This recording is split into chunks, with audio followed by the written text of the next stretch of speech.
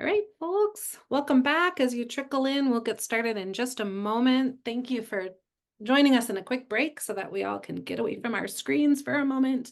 We're going to spend the next hour or so talking a little bit more about the produce program. We'll have Anita and Mike offer a little bit of training, but before we go there, we just have a few announcements to make. And let me just pull up. Sheena, are you with us again? Yep, I'm here. Perfect. Can you pull up that slide 26 for me? Thank Yes. you. Thanks so much. All right. So again, I just wanted to offer a couple of insights and updates to you all of our approved suppliers that are on the line. And if it's going to be your first year getting started with us, this is helpful information as well. So again, some changes to the program this year around food safety. We do ask that you plan to reapply annually. And again, reach out. We do not want that to be a barrier. We're here to help you submit your application. So reach out to us when that goes live here in a week or two.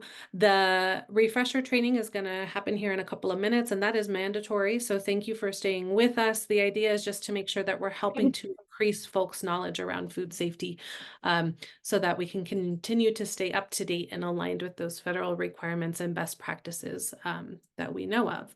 And then new this year on the applications, when you go to apply, I just wanted to call out that we've had a lot of requests from buyers as well as from our review team to potentially do more farm site visits. And so, of course, that would be upon request with notice, but just be aware we might be reaching out to you for a site visit, especially if you've been within our program for a number of years.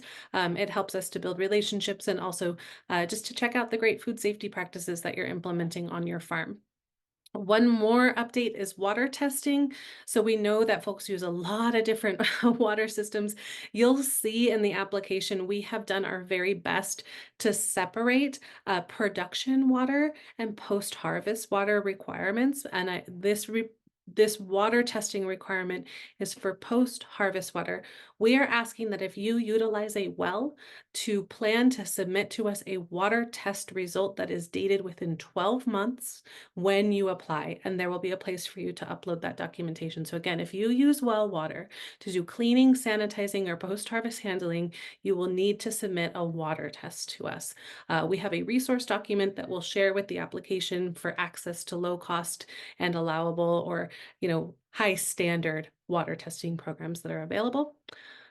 We also heard from a number of you that are doing diversified production that the risk assessment wasn't the best tool for that. And so, for instance, if you're growing microgreens inside and you're growing row crops outside, those are very different risks and very different systems. And so the application now allows you to indicate multiple production methods. And we ask that you either submit more than one risk assessment, or it would probably be in your benefit to actually draft that into a food safety plan. And we are here to help you with that process as well.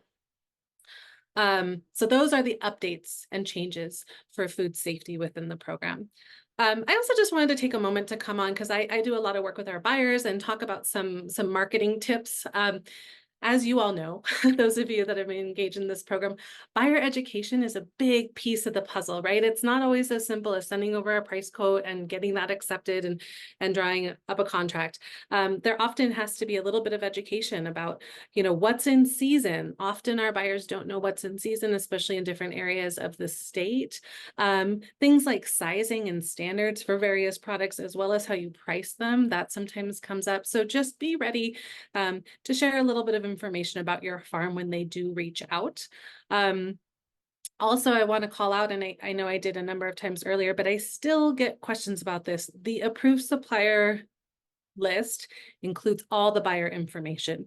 And on the buyer information tabs, we ask our agency partners to go ahead and keep that updated. So if someone leaves their position or something, it should be flagged. But if you happen to use the list and call someone and find out that they've left their position, shoot me a message or Sheena a message and let us know, and we'll make sure to get that rectified as soon as possible. Let's see. Sales. So I don't want to spend too much time here except to say procurement or purchasing trends. Again, people will reach out to you more often than not, requesting quotes from you. I highly recommend that when you provide a quote, you also provide them as much information as you can about that product. So how it was grown, what its specific or unique variety might be, anything that helps to add value to the product, because when they're doing a procurement justification, it's what we call it, they have to say, this product is worth more for this reason. And so the more that you can share and educate the buyers, the more that those purchases will go smoothly and we'll have return purchases. There's also a document called a micro purchase template that some of our buyers use. And so reach out to me if you have any questions about that. But I just want to make it clear that that's often the first step, is submitting price quotes to folks.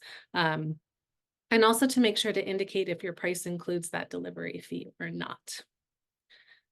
So invoicing, I just want to talk about invoicing. I think Mike and Anita are going to talk a little bit about invoicing as well. This is a sample invoice on this screen, which is not the best way to share it. We also have it posted on the website, the NM Grown website, and I can send you another version, but this is from the Regional Farm to Food Bank, and we are trying to streamline all of our invoicing processes so that for you, you're not like, oh, I'm selling to a school, this is what they need. I'm selling to Meredith, this is what she needs. We want to try to get it consistent. And so a couple of things that I noted in reviewing invoices and helping our agencies do so is make sure you include a payment due date for when you'd like them to pay you. I want to be very transparent to say that the bureaucratic processes of public purchasing sometimes make payments go quite long, but ideally they should be happening within 30 days. If they're exceeding 30 days, do reach out to the buyer, but indicate on your invoice a 30-day payment, or if you have reason to need a shorter payment, negotiate that with them when you talk to them. It's really important. I don't want folks to be out there not getting paid for your product. And if you have questions, again, come to me and I'm happy to help support you. Make sure that the delivery is included into the unit price, not as a separate line item. So this invoice is actually a bad example because the delivery fee is separate. It should be built into the price per pound of your product or the price per each. And then again, as I indicated earlier, new this year, we also want you to include the pounds for each product line. And that is because we're trying to get an accurate measure of demand and supply in these markets so we can help you do production planning. So please indicate pounds so that we can record that. And then a big one that has come up recently, and Anita and Mike are going to talk about this, you do not need to wash your product. However, do indicate if it is washed or unwashed on your invoice at a minimum, probably also on each box, because someone who receives the product is often different than the one who processes in the invoice. So make sure that it clearly states if your product is unwashed or washed on your invoicing. Are there any questions out there for this piece before we move on? Use the Q&A, please, and I'm happy to help address, but just wanted to touch on some of those things that came up this year. Next slide, Sheena. All right, so for our meat producers out there on the line, we have a couple of announcements that we want to make. We just completed an evaluation of our fiscal year 24 pilot, and I'm really happy to say that it was overwhelmingly a great evaluation. All of the buyers would participate again, and all of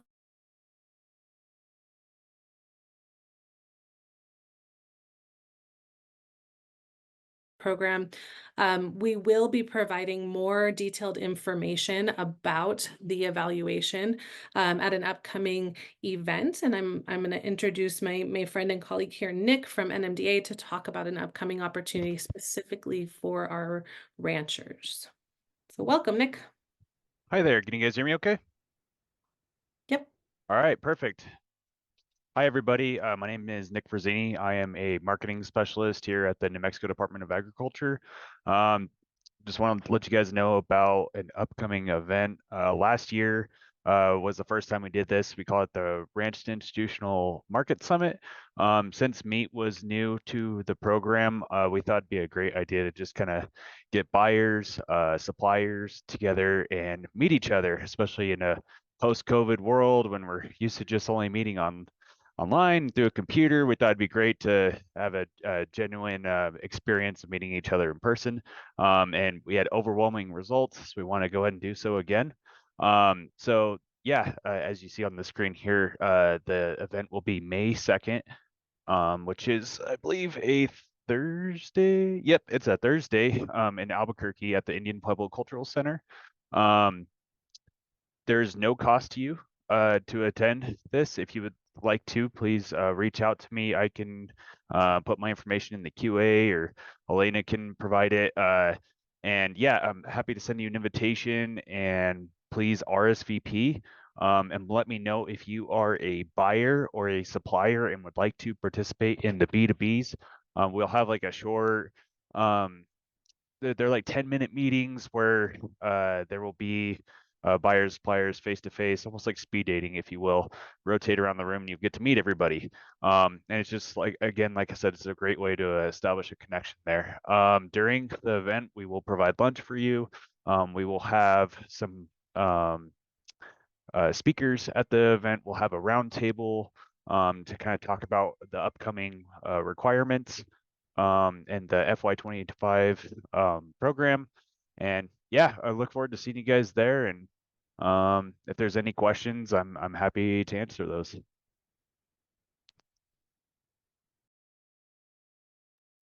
Thanks, Nick. Appreciate you. And again, thank you for pulling together this event. It's a great face-to-face opportunity. And for our meat producers on the line, you're not required to stay on for the Produce Plus training that's coming, but we do encourage you to attend that roundtable if you can. At the NMFMA, we're also this year hoping to start offering meat food safety trainings, and we are partnering with Taos Community Economic Development Center to offer some of those workshops starting in April. So stay tuned for announcements around that if you want to kind of demystify the vendor requirements. If you need some support figuring out how to access this market, we will be providing some training opportunities for that for our ranchers and meat producers here on the line. So again, thank you all for participating in the very first year of Meat to Institution with New Mexico Grown. And we are looking forward to seeing you. Reach out if you have questions and stay on if you'd like, but you're not required to stay on for the rest of the training. So thank you so much. And we will send out, Nick, some information with our follow-up email as well as the recording of this event so that you guys know how to register for that roundtable with Nick. One other quick announcement that I want to bring forward is our colleagues at Farm to Table. We've got Maya Martinez here to just talk about some other producer supports that are available in the New Mexico Grown Network. Hi, thank you, Elena. Hi, everyone. My name is Maya Martinez, and as Elena said, I'm with Farm to Table, and I am the program director for the New Mexico Farmer Innovation Project, the Urban Agriculture Initiative. And my colleague, Edith Martinez, we both have been working to get this program off the ground. We will be opening up a micro grant program for grants up to 20,000. We will be hopefully rolling out that request for applications the second week in March. We're just waiting for a couple of approvals, and we will get the information, the link to the applications, everything out to our contact list, to New Mexico Grown, Elena, anybody else Elena and friends and colleagues have that we can shoot this out to everybody. I'm going to go ahead and put my Farm to Table email address and Edith's in the Q&A, and I'll put it in the chat. And please feel free to give us an email, reach us through email to ask any questions. We can add you to the list directly. Thank you so much for the time. Thanks so much, Maya. And one last thing I want to mention before we shift over into the presentation is that we will be offering a Approved Supplier Program workshop as part of the NMFMA conference, which is next week in Santa Fe at the community college. If you're not registered already, reach out and I can provide you with some more information. But we will be offering a session on Thursday, March 7th in the afternoon, specifically for producers, and a buyer mixer at 2 p.m. And so we welcome you to come and join us. You don't need to register if you're just coming for that part of the agenda. And again, it's at the Santa Fe Community Community College. I will include that information in our follow-up email that will go out tomorrow, but wanted to just make that announcement that, again, there is an opportunity for some in-person time, and we'll cover some of this information again tomorrow or next week. All right. Well, thank you for that moment to give some updates. And Sheena, I think we can go ahead and hand it over to our colleagues again with the Approved Supplier Program, Mike Ventachinque. Mike, welcome. If you can turn your video on, you should be allowed to. And Anita and Daja, who is one of our food safety trainers and reviewers. And honestly, this team is just so amazing at both offering education as well as support to producers. And so thank you guys for coming on today and helping us do a refresher food safety training course for producers. And I know Sheena's queuing up your slides right now. We'll let you introduce yourselves. Thank you, Elena. So I'm Mike Ventachinque. I'm with the New Mexico Farmers Marketing Association, and I am the value chain coordinator for the association. And so it means I wear a lot of different hats, but today's hat is going to be evolved around the food safety side of gaining access to the approved supplier program for New Mexico grown. And there's my colleague, Anita. Hey everyone, happy to be here. My name is Anita Dalja, and I'm a farmer here in Albuquerque, and I've been doing food safety work in New Mexico since 2016, and I also teach the Produce Safety Alliance trainings as well. So I'm happy to be here with you all today. Thanks so much.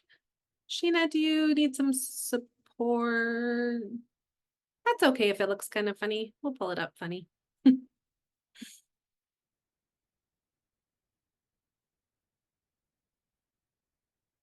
There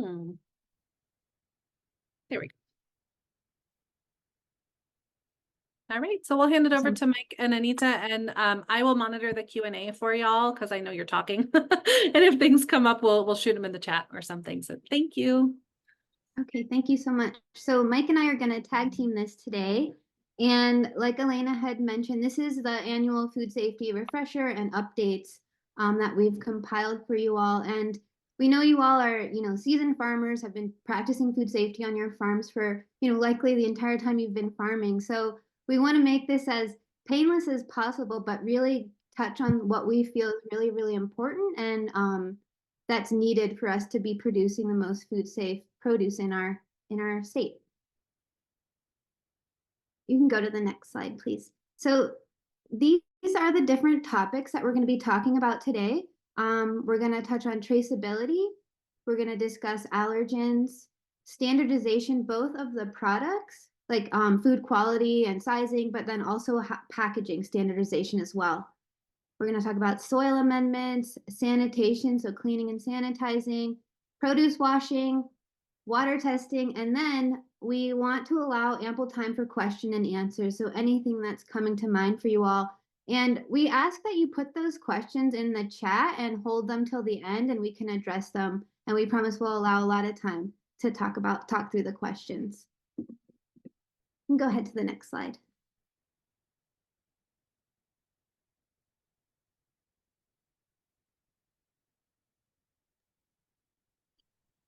I believe this was me, Anita. That's you. Okay. Hi, everyone. Thank you. And thank you, Anita, again. So we're going to talk a little bit about the traceability process of the produce and what it means and why it's so important and how we can really accommodate not only you, the grower, but also the buyers for this. So traceability is about one step forward and one step backwards. So obviously the step backwards is your farm. Where did it come from on your farm, etc. And then the step forward is going to be where did it go? Now, part of what we look at is we like to look at. I always recommend a farmer use a Julian dating calendar for when they work on something called lot coding, and this is part of the traceability process. And I wish I had it there. Did we happen to put that in the slide anywhere, Anita, where we had a sample? Yeah, we do. It should be. Did I jump ahead too far? I'm sorry, everyone. You can tell I'm really handy on these PowerPoints. I think it's 2 slides down. Okay, well, we'll get to it when we get to the example of it, but it's how we can trace okay, here we go. Perfect. So for example, we have the Happy Happy Harvest Farm here, and they have their arugula, and they are selling 5 pounds of it into it. So if you can see the numbers and the letters up here, they represent.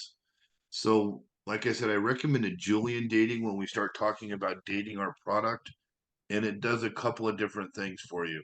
For one, it provides all the information you need to, but then it also helps eliminate, is this a harvest date? Is this the best by date? And stops a lot of those questions that are really just kind of tiresome. And I'm sure you've all gotten them in the past. So the way this Julian calendar dating breaks down is the 24 is obviously the year 2024. And then Julian works off of the day, not the date. So this was when Anita and I had our conversation a couple of days ago. It was the 57th day of the year. Today would be the 60th day of the year. So the Julian date for today, for February 29th, would read 24060. So it's just a progressive number series of numbers. The F1 is the field location. It can be a field or a greenhouse. So obviously that could be an F or a G. The R is a row, and we like to talk about rows as far as helping a farmer minimize its risk. If God forbid there's something that happens and we can pinpoint it to a row, and then we can really start to minimize the loss of crop and the risk of crop. And then lastly, the letter B is just basically it's A, B, C, however you go.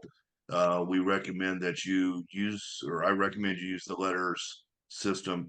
Keep track of who is assigned a letter. Never reissue a letter during the season to somebody. If say B moves on, just use the next letter in the alphabet coming up. And that way you can track them and you're not rehashing old letters. And so that's kind of it for there. If you've got any questions on this, please add them to the chat. And if we could, next slide. So here's just a quick copy of a Julian calendar and what it looks like. This is one that you can just Google off the internet, obviously, and just look up Julian calendar 2024. The difference is we have a leap year this year.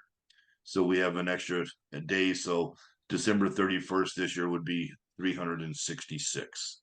So, but you can see on there, you can pick your day, like the 1st of July is day 183 on the Google Calendar. So, and it works in that order. So, next slide, please.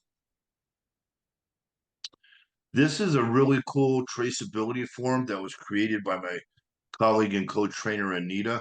So I'm going to let her speak to this a little bit about it, but I just want to emphasize, guys, this is amazing, really simple to do, and I would highly recommend it for you. So Anita, go ahead, please. Yeah, sure, Mike. So this is just a sample of a harvest log that we use at the farm where I work. And it's super simple. It's just, it corresponds to the masking tape lot code that you saw in the previous slide, but it's just where we record everything. So anytime we harvest anything, we weigh it and then we write this down in a binder. We still do stuff paper and pen at the farm, but you could do it electronically as well. But it captures all of that information, because it's one thing, like Mike said, to have your lot code and send it out on a box, but then you need to be able to hold on to that information too. So you're able to then like track it back through this log. So this is just an example that you could, cater to your own farm and your own needs.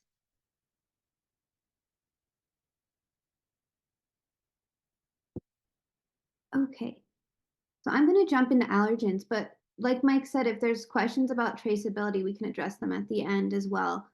So on the left-hand side are the most common allergens that cause chemical reactions in people in this country. And you can see sesame was just added to the list. I think it was last year. So these allergens, take a look at them and think about, in your operation, do you come into contact with any of these allergens? Are you growing any of them? Do you have chickens and you're harvesting eggs, or do you have cows with milk, or anything like that? And the one thing I will say is, honestly, we all, even if we're not growing things that contain allergens, it could be in the food that you're consuming. You yourself working on the farm, or, a volunteer coming on the farm, or your workers, your employees, If you're anything like me, I love a peanut butter and jelly sandwich when I'm working on the farm because it sustains me through the day. So if I'm eating that and I'm harvesting and I don't take a break, there's going to be a cross contamination happening there. So I think it's really important to note that allergens really impact all operations, whether or not you're growing them or handling them. So something simple like having a designated break area for yourself or workers is going to really decrease that chance of cross contamination. But some things to think about are, yeah, first and foremost, know what allergens are in your operation and think about how you're able to, clean and sanitize, ensure you have separation of areas and storage where they could come in contact, different handling processes. An example I'll give is we worked with a grower years ago who was growing both peanuts and garlic, and they were using the same drying rack for both the peanuts and the garlic. And it seems like it's very easy not to like think about, well, I have these racks, I'm going to use them. It's the same kind of thing that needs to happen in terms of drying, but that's clear cross contamination, right? So think about the tools you're using and how you can have separate ones for separate any kind of allergens or any kind of produce that could come into contact. So color coding is a great way to do that. Labeling things. Hand washing, we can't talk about hand washing enough. Hand washing is so effective in reducing food safety contamination and food safety incidents. So just promoting frequent hand washing on your farm, particularly when handling any kinds of allergens, particularly when after you've eaten your lunch, or gone to the bathroom. And then just training anyone on your farm, including visitors, including family members, about being aware of those allergens.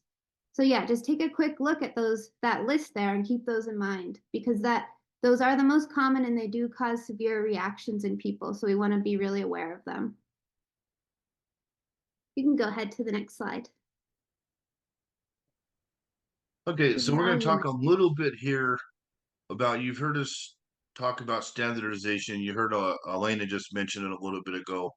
And part of what we're trying to do is get better data for you, the grower, but also in turn to help out our buyers.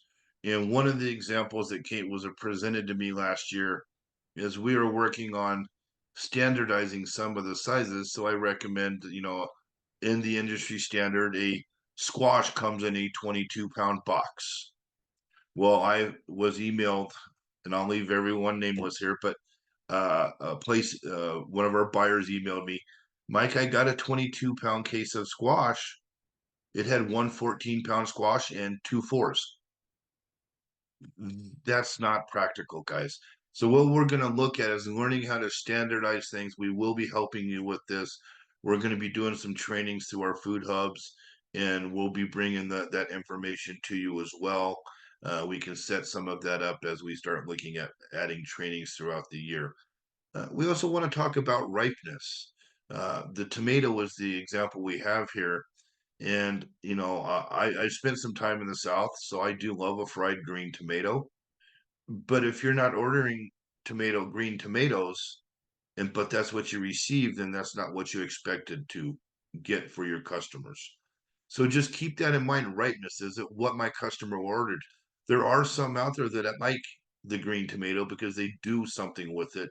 There was a couple of schools last year that did, but for the most part, making sure you're sending them something that is ripe and ready to use, unless they dictate to you, okay, can I get some shelf life out of this, or can I get some green tomatoes?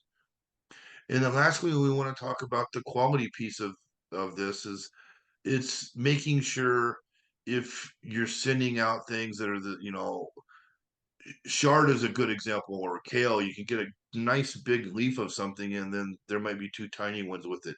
Kind of just standardizing your sizing and things like that. We got to think about who our buyers are.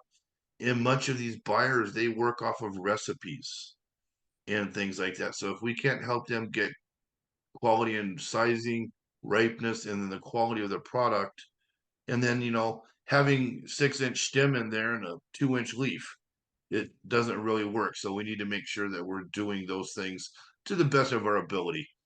And then when we talk about packaging, we're working on consistently using boxes. I'm working on the process of hopefully we'll be getting some new boxes again rolling out this year, and we're going to be doing a second size. I've heard from many of our state farmers and this is a request from them. So we're going to have our 20-pound volume fill box that we put out last year, which is for tomatoes and squash and anything along those lines. It's an industry standard size box. But now we're going to be introducing in a 2-piece apple box this year. And it can be for apples, it can be soft fruit, it can be for any of these things, but it can also be for lettuce. The industry standard is a 24 count head lettuce case. Many of the buyers understand that this box may not hold 24 head, but it will hold 18. And we can start to standardize that throughout our local New Mexico grown program. So we're looking to help you with standardizing this the best we can. I'm always here for help and assistance in learning what we can and how we can do things. And we will be looking to supply boxes and case liners again, and that will be rolling out hopefully in late April. And we'll be look for coming to a food hub near you, and or if there's some farmers in the area where we don't have an existing hub, please let us know. So next page, please.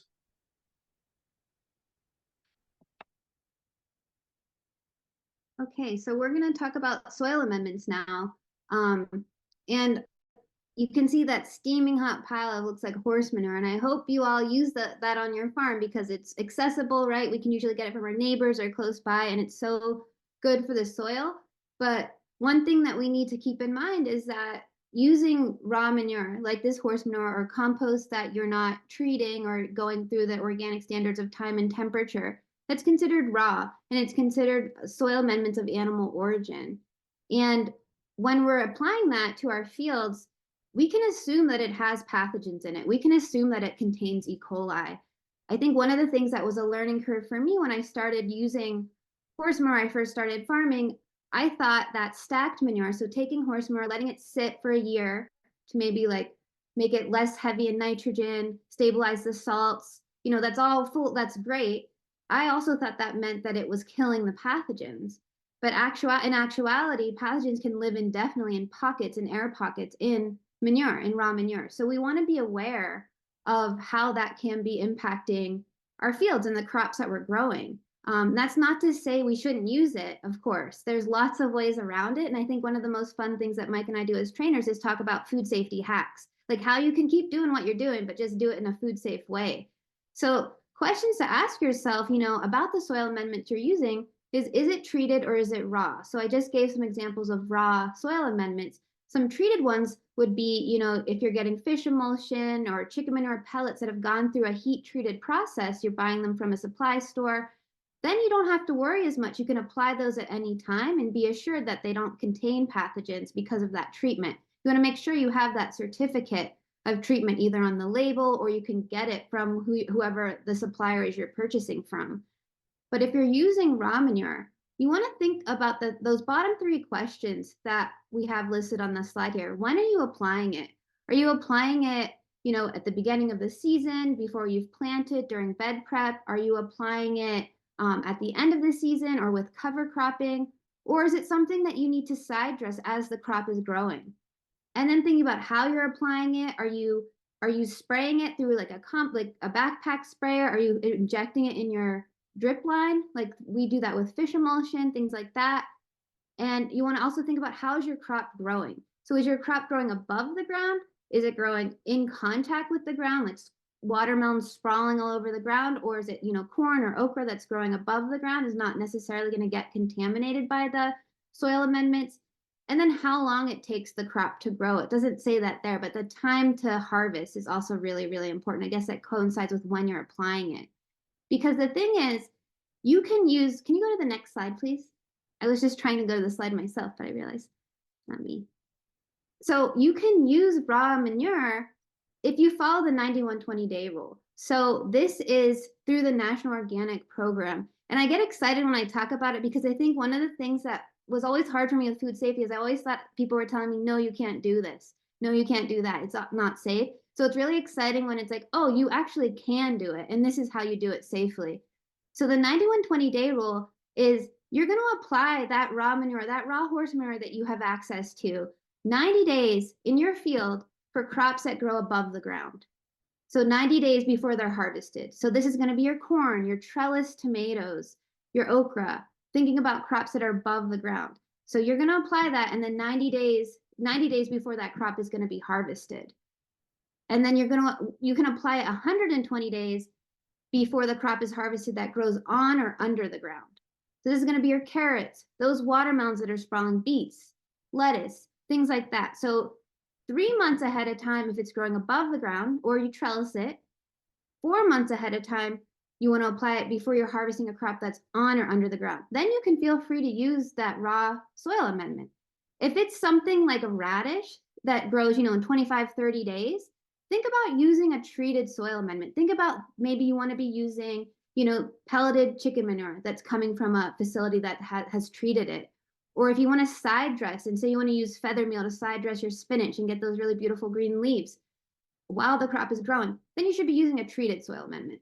So that's kind of what we want to talk about here with soil amendments, and just ensure that I think what's really cool about this is how typically us as farmers are prepping our fields, right? We're applying soil amendments either at the end of the season or at the beginning before we have planted. So hopefully this corresponds with what you're already doing on the farm.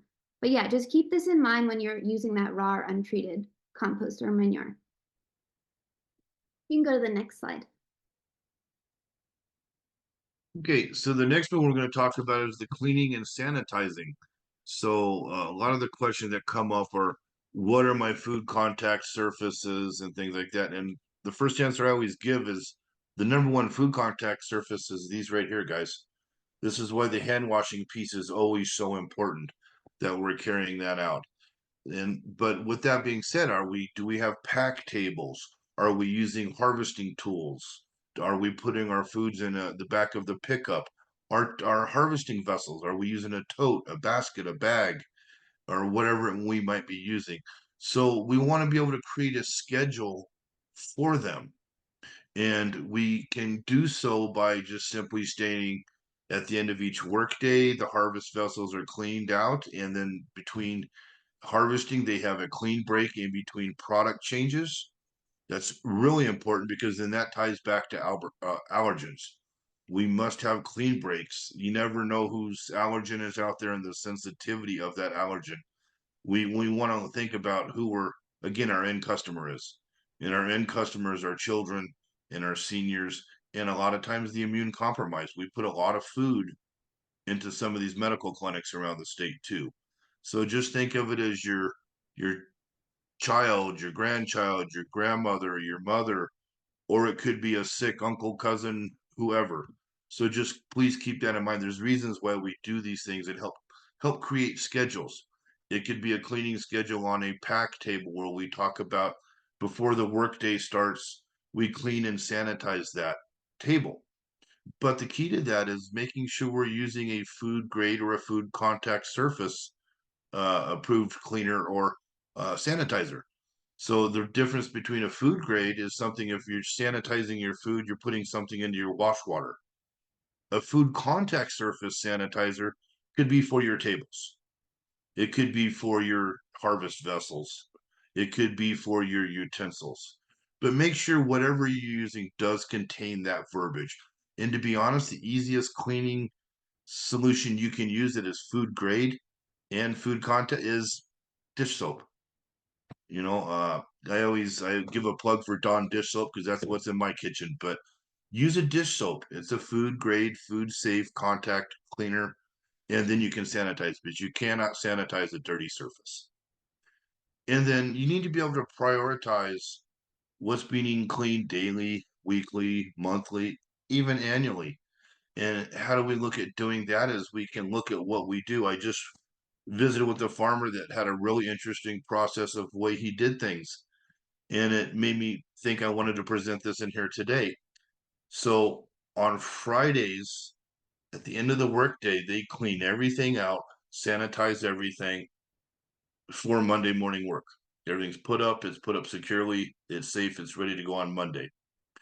So then they harvest on the Monday, and then they clean and sanitize everything because they harvest one crop on the Monday. Then at the end of the day, they clean and sanitize everything. Then they do a harvest on Tuesday, etc. They repeat through the week. Now, that's a little bit of an extreme example where you can just simply say, I'm going to harvest cucumbers for 2 hours this morning, and then we're going to go get some tomatoes.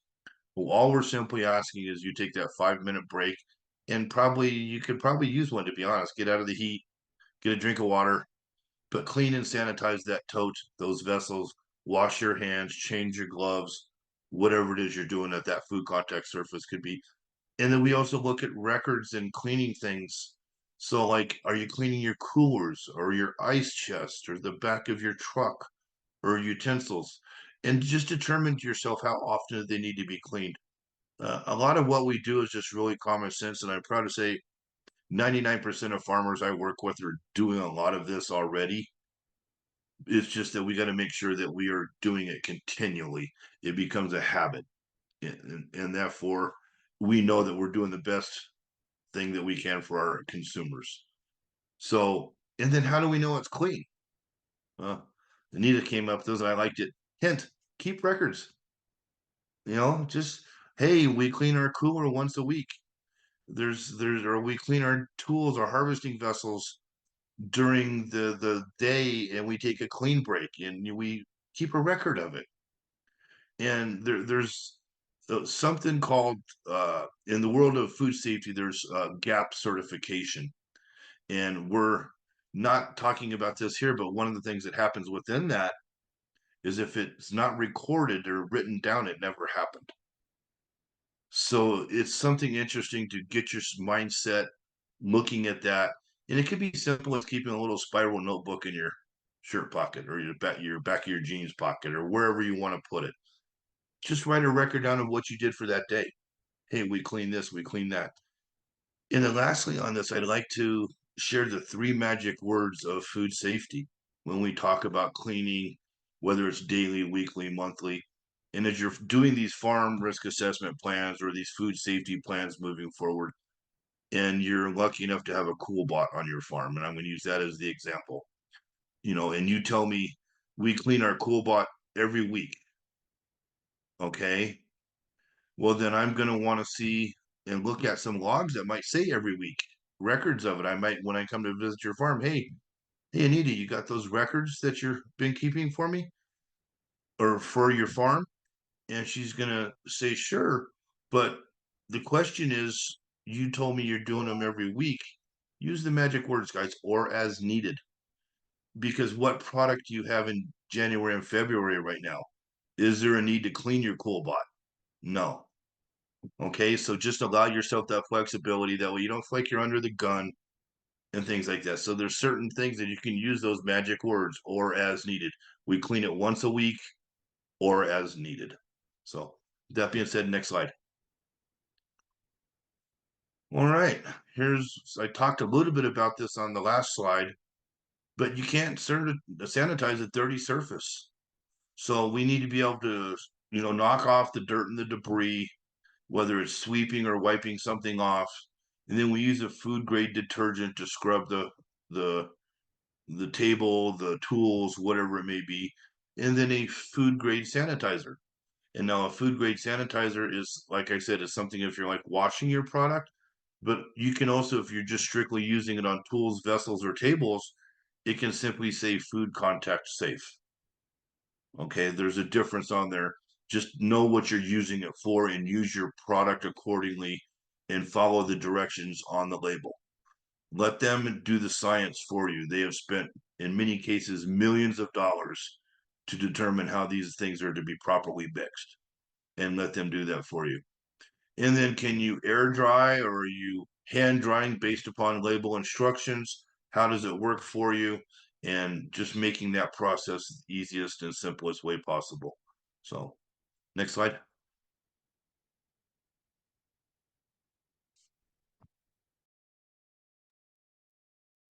Okay, so here we have just a fun activity. If folks know how to use annotate on your screen, if you go up to the top of the screen and click on view options, where it says you are viewing Elena's screen, you should see an annotate.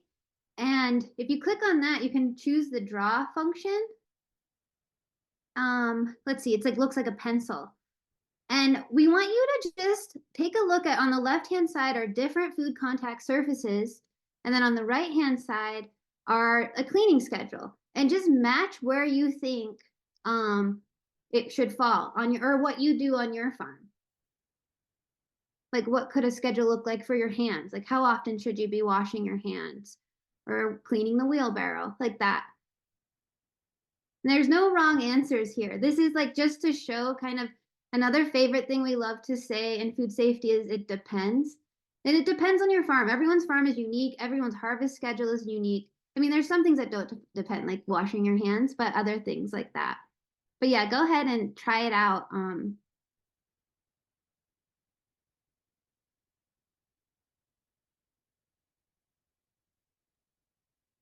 And Anita, this is Scott. We might have some permissions issues still if we're not getting a lot of engagement from everybody with some of our technical difficulties today.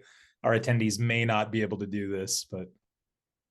Okay, thanks for that, Scott. Yeah, if you're No not problem. able to, we just encourage you to just look at this schedule and think about what your schedule is. So on the left-hand side, like how often do you clean, like Mike was saying, your harvest totes or your harvest knife? Do you also use your harvest knife to slice your sandwich for your lunch? You know, like thinking about like how often you're cleaning and sanitizing. No judgment there. I definitely do that too. Awesome. Love to see this populating.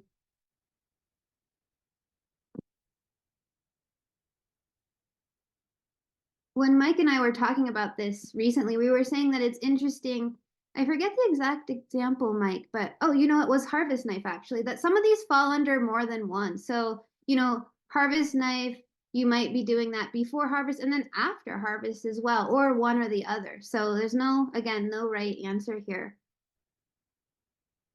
But it's interesting to think about like where you would prioritize your cleaning and sanitizing. Like, do you really need to clean your walk-in cooler daily, or is that something you can do, you know, once a week, once a month, you know? And what are some things that you're just doing once a year in the off season? I feel like cleaning and sanitizing, it can be like a rabbit hole where we're like, oh gosh, you can never get it clean enough. I mean, we're all working on a farm, right? So, but it's really important to think about, you know, where you need to prioritize your efforts. What is actually coming in contact with the food that you're growing?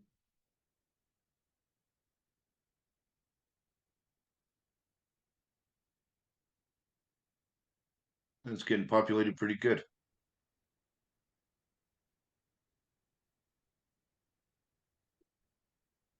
Awesome. I just Yeah, wanted to thank you. throw in real quick too. I'm sorry, Anita, but she mentioned about it's okay to use your harvest knife to cut your sandwich. Just make sure you're cleaning and sanitizing it before you're moving on. That's a clean break opportunity. A lot of these things we do them and it's okay. We just need to do them in a safe way. That's all we're at looking at.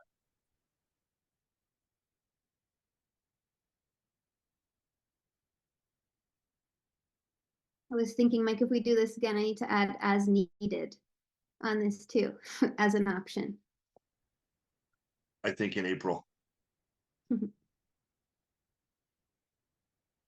Awesome. Well, I think we can move on here. That's fun. Cool. Okay, so we're going to talk about produce washing. And Elena was mentioning earlier that, you know, you don't have to wash your produce. Take that, that's liberating, right? Like in the state of New Mexico, our customers understand that food comes from the ground, right? Or, you know, it's coming from, it's going to have a little bit of dirt on it, and that's totally fine. So ask yourself the question, do you need to wash your produce? And if you do need to wash it, it could be, you know, your customers are demanding it. Your customers really want washed produce. Or, you know, it's going to affect the product quality or the shelf life. Or you need to remove field heat from it. You know, you've harvested and it's gotten really, really hot and you just want to cool it down. And you can do that by washing it. But if your customers don't care, you know, and it's okay, and you can put on that invoice for New Mexico Grown, or, you know, you can sell it at the farmer's market and say, you know, this isn't washed, wash it before eating, then don't wash it. You don't have to. You know, similar, like if it's going to affect the product quality, we grow a lot of okra, and actually washing it takes the shelf life off by several days. So we don't wash it, and we tell our customers, you know, hey, this isn't washed. And yeah, don't wash it if it's not necessary. So we really want to just encourage you all to, you know, feel empowered to not wash your produce if you don't have to.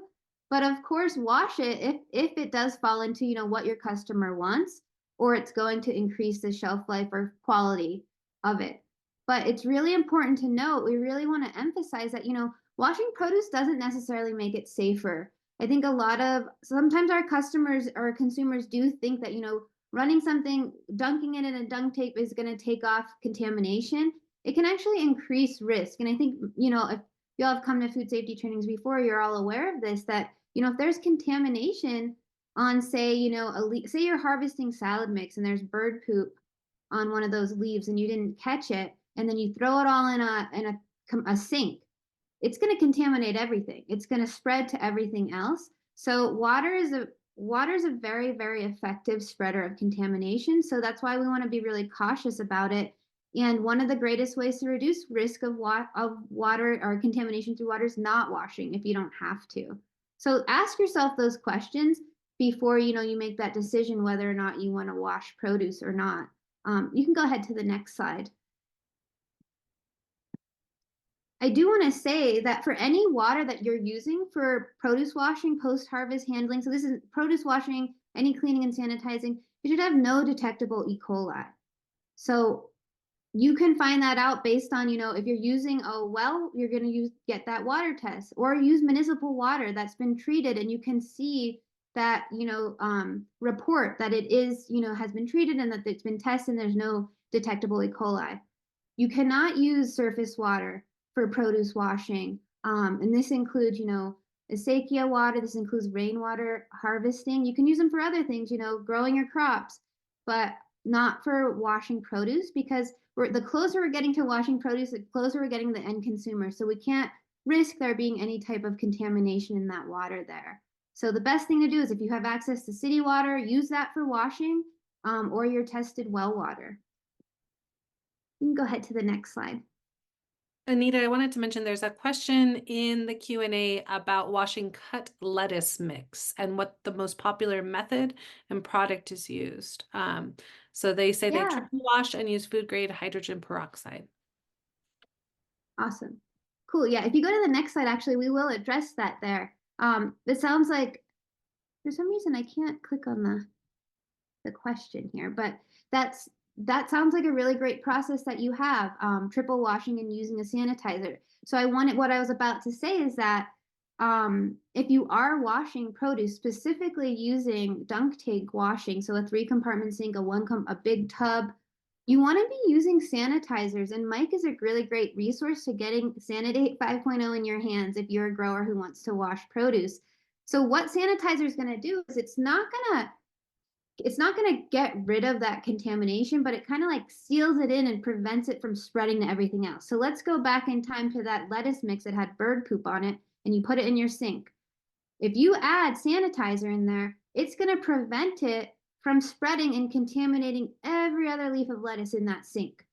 It's so crucial that when we're using dunk tanks or sinks, that we use sanitizer in that water. And this is an example here. There's many others. So the one that the person put in the chat, that's another option. Sanidate is something that we do have access to through New Mexico Grown. Mike is able to, source that for us, and it's peracetic acid. So it's different than what the farmer in the chat had written, but it works really well. It breaks down into oxygen. So if you're saving water for gray water, this is an environmental friendly product that I would recommend. We use it at our farm. It's super strong. Definitely wear gloves when you're using it. Someone I just saw pop in the chat, does it affect the taste? It doesn't affect the taste. And then actually some farmers will attest that it has increased shelf life of products as well. So get in touch with us, get in touch with Mike if you're interested in, using sanitizer, specifically Sanidate. And we have resources as well of all different types of sanitizers that you can use as well when you're washing produce. You can go ahead to the next slide.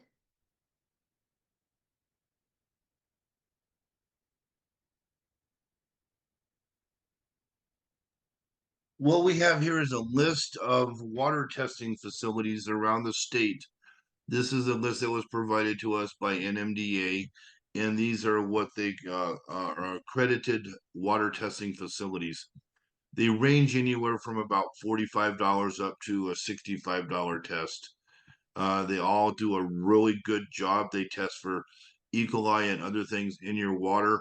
And once again, to just back it up, we're only asking you to test well water that is used for post-harvest conditions. Because we know we can't use open-sided water sources for washing, meaning an acequia or anything along those, rain catchment or anything like that. And if you're using municipal water, the city does the testing for you and it's public information. So once again, this is a list of laboratories you can use around the state that are accredited. They have what's known as the GLP certification, which is kind of silly. It's good laboratory practices, but they are, spaced out and they're really helpful to you. And these are some just really quality ways to find out if you're using your well for washing. And to be honest, even if you're using a well for your home, maybe you want to know what's in it because you're also drinking it. So, next slide. Okay, there we go. Well, thank you, everyone. And I guess we've got some questions in there. We've been tracking the questions pretty well. Let's just open it up if folks have questions. I know it's really annoying to type questions too. So now that we're a smaller group, if you have a question, you can raise your hand and I can allow you to speak. I think I can figure that button out. But want to make sure that this all feels clear to you. And again, thank you, Mike and Anita, for really making sure that this is accessible. We're not trying to control what you do. We're just trying to help you do what you do better. And so I hope that that's the feeling you get in the trainings that we can provide. And if you think of questions, here's a couple. Go ahead and also let us know via email. We're always available. So I'm going to start with Kristen. You're welcome to speak, Kristen. Hi. Hi, it worked. Hi, Kristen. Hey, hi again. I'm sorry. What is it that you want? Did you have a question? I saw your hand go up. Oh No no. question? Oh. It was because I was not familiar with how to navigate Our the tech problems. yes, it was a tech problem, and then I just wrote my question in the chat, and it was Perfect. about what is popularly done. I was just curious what people tended to do for As that. far as what, Kristen? For So the You were washing greens? Mhm. yes, the washing greens question, and you addressed it that you are letting us know that the Sanidate 5.0 is available, but I was just wondering what was popularly done. Yeah, from my understanding, and Mike, feel free to jump in here. And like what we don't do on our farm, and then also what I've seen is that triple washed with a sanitizer, and then either using the hand spinner to dry it off, or I have seen those awesome like washing machine spinners that have been refabbed. But yeah, that 3-compartment sink, what you're doing with the sanitizer, that's typically what I see done when people are washing greens. And I did see in your question that you're asking if it's required. And again, that's all dependent on your customer, if your customer requires it or not. Yeah, thank you. Yeah, it's very much buyer driven, Christian. If your customers are requiring you to wash it and you need to keep that sale, then obviously you do want to wash. And the preferred sanitizer, all we ask out of that is it is a food grade sanitizer. It can be even Sanidate is a hydrogen peroxide base. There are food grade bleaches out there, but just make sure it states on the label for Yes. washing purposes, it needs to say the words food grade. Yes. Okay. Thank you. Yep. All right. Thanks, Kirsten. Sorry. I thought your hand was a new hand. No, it was an old hand, but thank you. Sure thing. Kimberly, do you have a current question? I'm going to allow you to talk to let us know if we've addressed it or not. Yeah, no, it was the same question. I couldn't figure out how to do the mine. All right. Great. Thank you. Sorry for that. Let's see. Ian, I see your hand is up.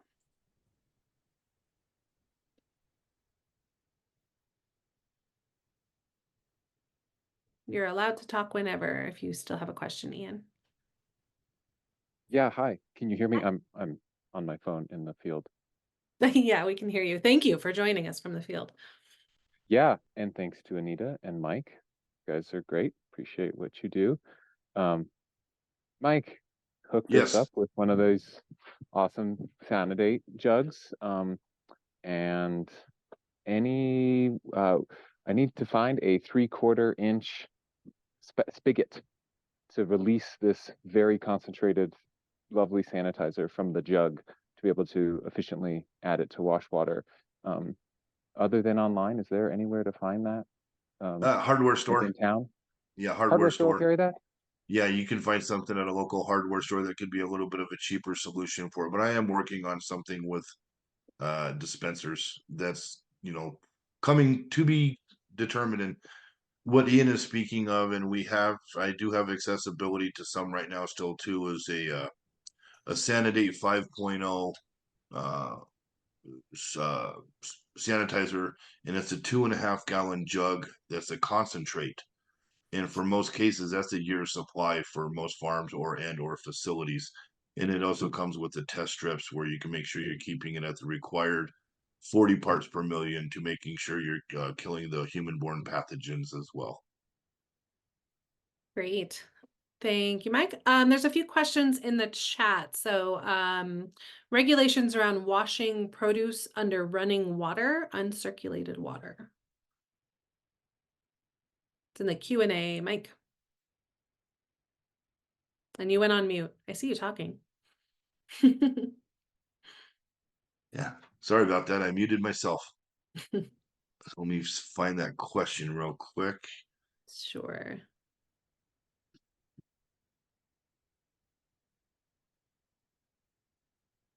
Yeah, Mike, it says, what are the regulations for washing produce under running water? Uncirculated. Well, the regulations on it, first off, I'd want to know what was your source of that uncirculated water. That would be the big one. Are you using a municipal water or a well-tested water? And within that, there's also something called turbidity. So, you know, if you're washing, turbidity means the depth of which you can still see through your water. I've seen a lot of farms use a white rubber sink stopper. And once that starts to get a little bit blurry on them, they determine the turbidity. The water is too dirty to continue to use. They change their water. So it just really depends. Just always make sure you're using the correct water source for post-harvest handling is really the regulation to it. Did you want to add anything to that, Anita? I was just going to say that Carrie added that it's well tested and low turbidity. And I was going to say the same thing. Yeah, as long as their source of water is something it's tested or municipal water, there isn't so much concern, especially I'm imagining you're like spraying off carrots or something like that and not circulating the water, not dunking the water. So I don't see it. Typically people aren't using sanitizers for spraying down things like that. All right. I skipped a question. Do any of the water testing labs do soil tests, or do you have a good soil test resource? And I'm assuming, Amy, that you're referring to soil tests from a contamination standpoint, not a balance standpoint, but yeah. To my knowledge, they don't, but there's some soil testing facilities out there. I would recommend reaching out to her name is Isabel Heinkes. She's with NM Healthy Soils, and she helps farmers around the state with soil testing. She does soil workshops. She's a real big advocate for healthy soils within the state and can help with some testing as well. Thanks, Mike. And I'll try to. Oh, I'm still screen sharing. I I've can't find her probably email. got her contact. I know I've got her phone number minimum. I just dropped Probably. her email in the chat. Thank you so much. All right. Jeremy asked if you've seen implementation of UV sanitation of irrigation water. Eliminate the need not to irrigate 3 days prior to harvest. Sorry, I read half that question. So have you seen UV sanitization to eliminate the need to not irrigate 3 days before harvest? I have not seen it here in New Mexico, and to be honest, I have not seen it. I'm not saying it's not out there. I would be interested in reading the science behind it before I could say yes. But to be honest with you, I have not. Yeah, I haven't either. Thank you. let's see. Mike, do you have any more boxes, or how will people get boxes when they're available? Eric Nelson would like you to connect about boxes. First off, Eric, I hope you're doing well, man. Uh, I'll be putting that out there for you soon. I don't have any at the moment. They're all spoken for, but I'm looking for the box pilot or the box program coming into this year's growing season. So I'm hoping to be able to start distributing by late April, at worst early May. And it'll be coming with case liners for the 2 boxes we'll be sending out, and case liners will be for each size of the box. So Thanks, Mike. And I don't know if you saw, there was in the chat, you might want to pull it later. There was a comment about the size of the case liners last year. So yeah. Chase is asking if you would recommend buyers use Sanidate to wash products. So if they have some salad greens that are unwashed, is that something we could recommend and train buyers on? absolutely, 100%.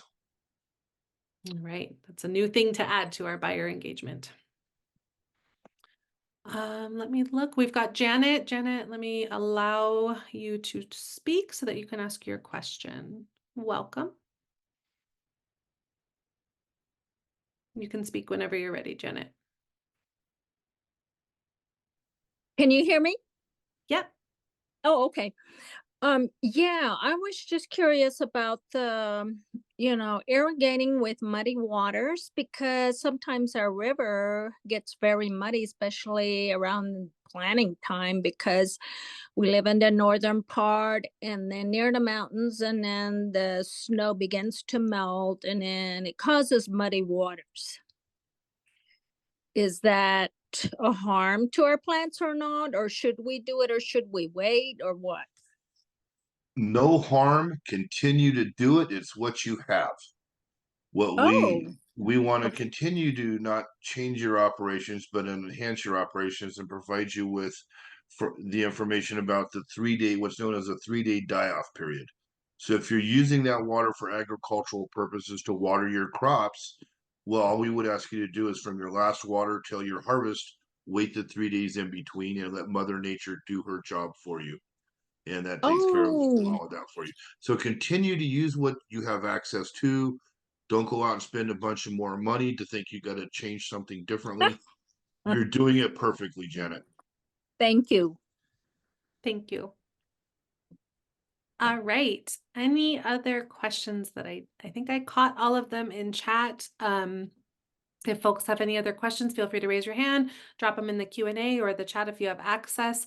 Otherwise, I believe that both Anita and Mike will answer your questions if you shoot them an email, and their emails are right here. There's no bad questions. We want to support you. So please just know that you can reach out, and we hope that this was informative for y'all. Any parting words, Mike and Anita, for our folks here? The only thing I like to add is if you need any technical assistance, my apologies, Anita. If you need any technical assistance or anything like that, feel free to reach out to both of us, either one of us. And then I do travel the entire state of New Mexico. If you'd like me to come to your farm and visit with you, I am more than happy to do so. I geek out getting to visit farms because I have the best job in the state, and that's what I do. So if you need help with any of these things or something else you can think of, please feel free to reach out. Awesome. Yeah, I just echo Mike there. I love food safety. I love helping farmers implement food safety. If you need help with like food safety plans, if you're interested in GAP, anything like that, please feel free to reach out. Your risk assessment, happy to help you. Thank you. And thank you, Anita and Mike, for, again, just your great expertise and friendly approach to food safety. I think that you make it accessible. And so thank you for that. That's why we're proud to have the Approved Supplier Program. And folks, again, as a reminder, get ready to reapply. The goal here is not to make your life harder. It's just so that we can create a standard system moving forward that will eventually make it easier for everyone. And on the other end, you'll find me, you'll find Sheena, you'll find Mike, you'll find Anita. So reach out if you have questions or challenges in that process of reapplying. And thank you for staying with us for the long haul and spending your afternoon with us here and getting ready to make our next year of New Mexico Grown even more successful. So again, thank you so much for all your attention, and we look forward to hearing from you soon. Have a great afternoon.